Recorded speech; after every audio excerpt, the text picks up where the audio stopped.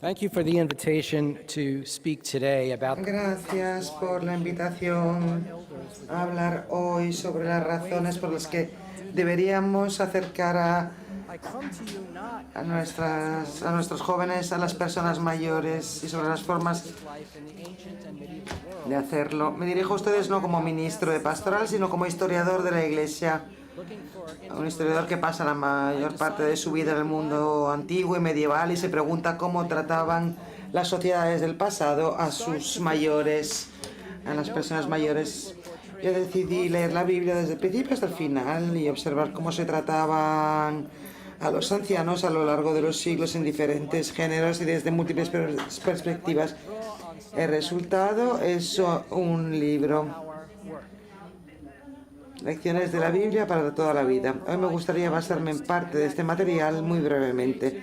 Mi objetivo simplemente es ofrecer un contexto sobre y su creatividad, experiencia y culturas para ver cuál es el impacto de los mayores en las familias.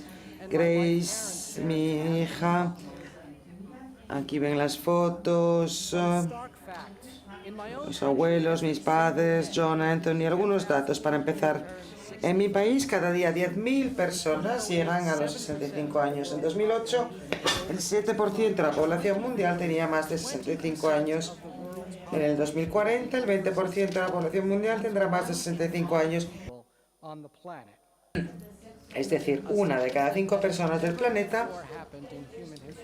Estos datos nunca habían ocurrido en la historia del hombre hasta ahora en la humanidad y no estamos preparados para semejante cambio.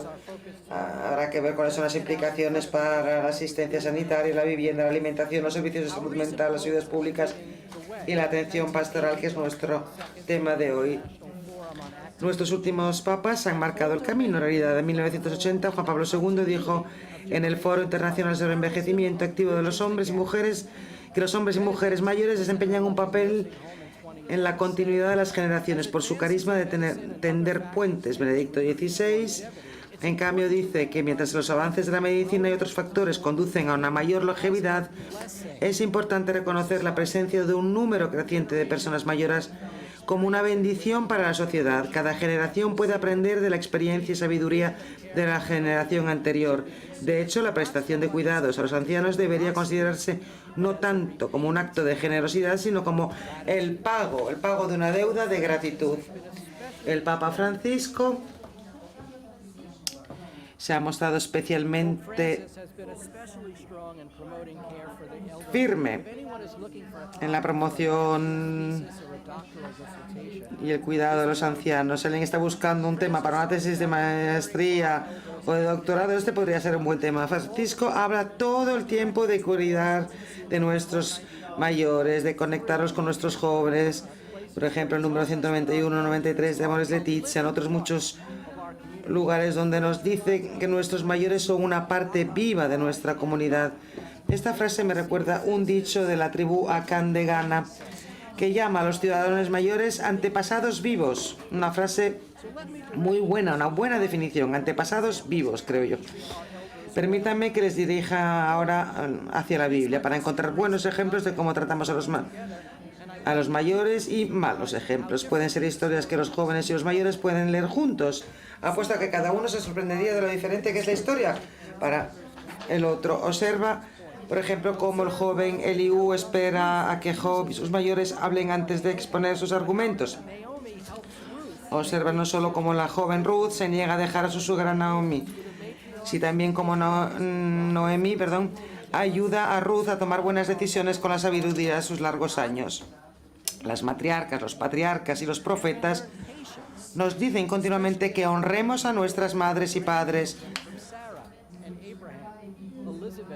¿Por qué no lo hacemos? Y si necesitamos que nos lo recuerden, podemos aprender a tener paciencia, sobre todo para esperar a los hijos y luego a los nietos de Sara y Abraham, Isabel y Zacarías. ¿Pueden nuestros jóvenes entender que la sabiduría viene de la experiencia leyendo sobre los trabajos de Moisés o la resistencia de la fe presentada por las muchas madres y abuelas que estuvieron junto a Jesús cuando los hombres huyeron?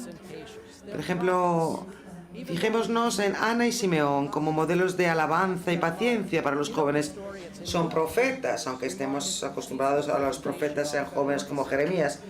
Conocéis la historia de Lucas, Lucas 2, que marcamos como la fiesta de la presentación cada año, el 2 de febrero. A Simeón no se le da una edad, pero aprendemos que es un hombre justo, que espera su muerte, que Yahvé dijo que no llegaría hasta que pusiera los ojos en el Mesías. Y cerca está Ana, a la que se le da la edad precisa de 84 años, una mujer santa que acudía al templo cada día. Ana y Simeón son los primeros, después de María y José, los pastores y los magos, a ver a Jesús.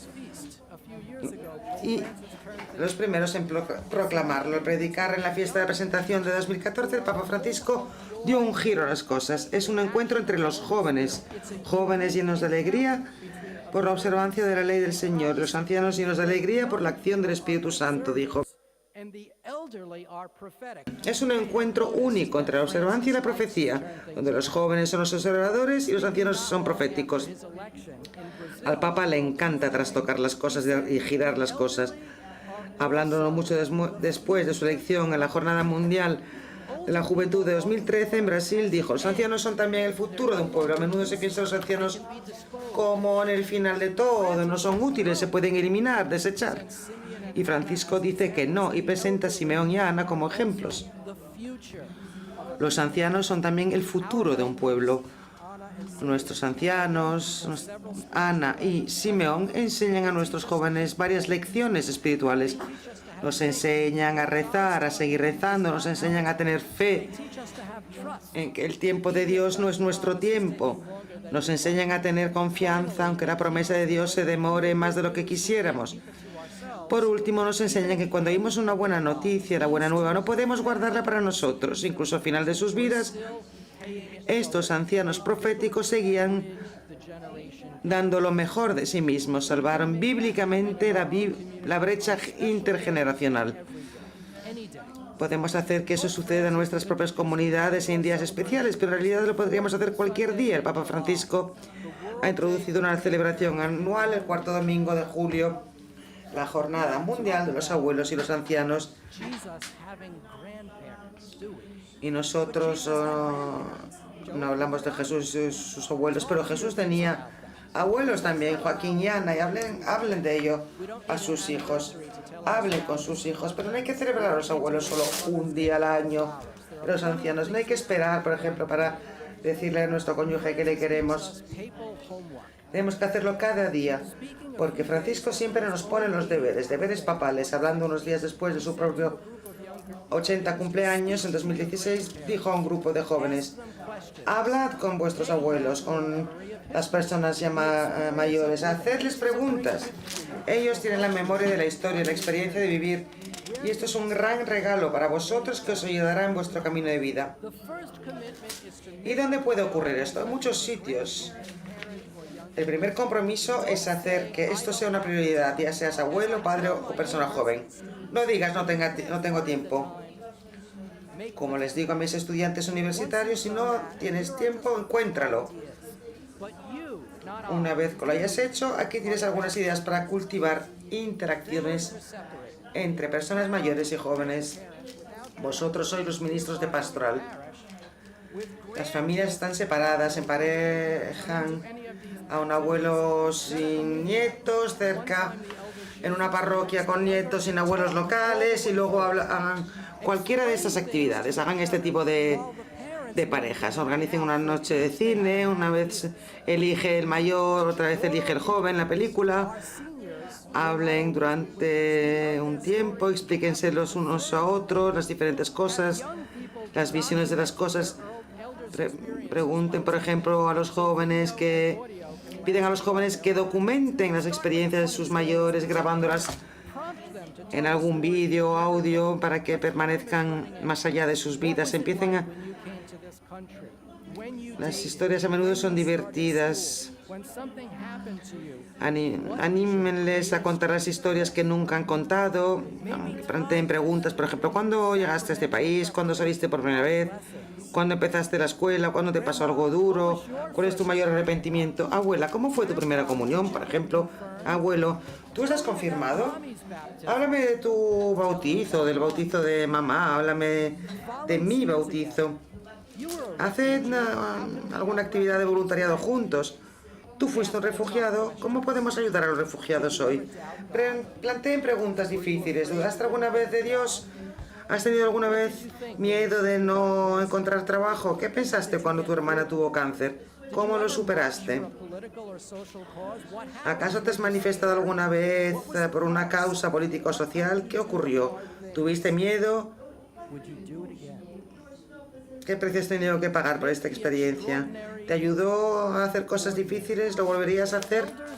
Haz que lo ordinario sea extraordinario. Los ancianos no son rápidos con la tecnología, los adolescentes sí. Pidan a los jóvenes que ayuden a las abuelas, sus abuelas con el teléfono o con Zoom.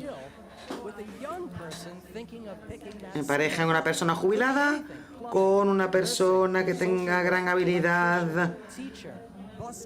Por ejemplo, un joven que esté pensando en adquirirla, puede ser cualquier cosa, una fontanería, enfermería, trabajo social, electricista, profesor, conductor de autobús, una persona que empiece su proceso de negocio. Y ahora, mi plan favorito, cocinar juntos. Aquí ven a mi madre con mi hija Grace, el día de Acción de Gracias, y siempre cocinan juntas una tarta. Compartan las recetas de familia, escriban estas recetas, aunque no lo hayan hecho nunca. Sobre todo si nunca han sabido medir, por ejemplo, apunten un puñado de esto, una pizca de aquello. Cuenten la historia que acompaña la receta, un banquete, una boda, un cumpleaños, o igual, no sé, ningún acontecimiento especial, sino algo que les gusta hacer. Podría ser así.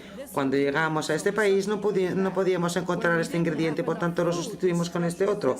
Cuando no teníamos suficiente comida, la estiramos de esta manera.